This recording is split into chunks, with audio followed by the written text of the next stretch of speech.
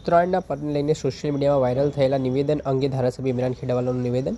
પતંગ બનાવવાનું કામ મોટાભાગે મુસ્લિમ સમાજના ભાઈઓ બહેનો કરે છે. આ વિડીયો અમદાવાદનો છે કે અમદાવાદ બહારનો તે ખબર નથી, પરંતુ જે રીતે વિડીયોમાં વાત કહેવામાં આવી છે તે માહોલ બગાડવાની વાત છે. અંગે સરકાર તપાસ કરવાની જરૂર છે.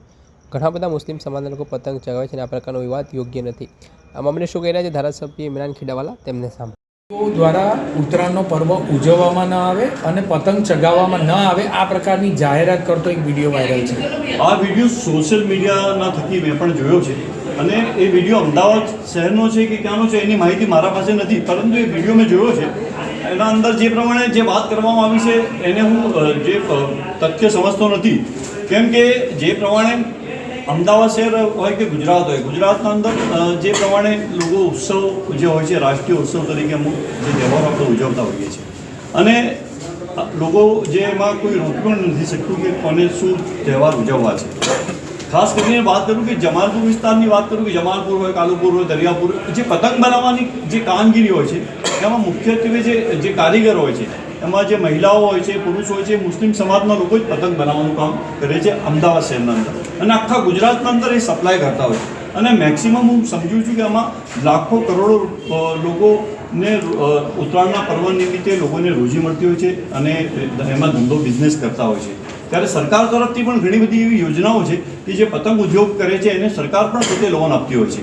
એટલે હું સમજું છું કે આ જે આપણા વિવાદ અને જે પ્રમાણેની જે વિડીયો સોશિયલ મીડિયાના અંદર થાય છે અને જે માહોલને હું સમજું છું કે જે મેં બી જોયું એ પ્રમાણે કે આવી જે વાત થઈ છે, હું સમજું છું અમદાવાદનો છે કે અમદાવાદ બહારનો છે, પરંતુ લોકો ગુજરાતના અંદર શાંતિ, સલામતી, સુરક્ષા સાથે મળીને તહેવારો ઉજવતા હોય તો હું સમજું છું સૌથી ઉત્તમ છે. મુસ્લિમ વ્યક્તિઓ હું સમજું છું કે જે પ્રમાણે આજે ઉત્તરાયણનો 14 જાન્યુઆરીના દિવસે જ્યારે તહેવાર આવે છે ત્યારે લોકો, તમે વાત કરો કે મુસ્લિમ સમાજના અંદર પણ તમે જુઓ તો મુસ્લિમ સમાજ પણ પતંગ દોરી ખરીદવા માટે જાય છે, ખરીદે છે, ધાબા પર ચડે છે, પતંગ ચડાવે છે, એન્જોય કરતા જ હોય છે.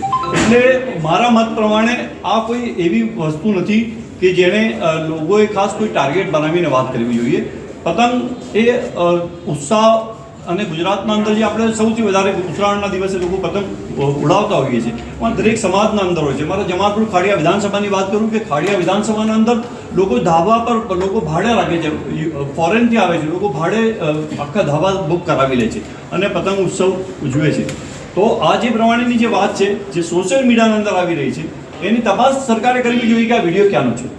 આપણે સાંભળ્યા હતા ધારાસભ્ય ઇમરાન ખેડાવાલા. તેમણે આ મામલાને લઈને નિવેદન આપ્યું છે અને જે રીતે આ સમગ્ર મામલો સામે આવ્યો છે તેને લઈને હવે રાજકારણ ગરમાવાની શરૂઆત થઈ છે અને પતંગ ચગાવવા મુદ્દે જે વિવાદ છે તે હવે તૂલ પકડતો દેખાઈ રહ્યો છે. દર્શક મિત્ર, આવા જ વિડીયો જોવા માટે એનકવરેજ ન્યૂઝ જોતા રહો.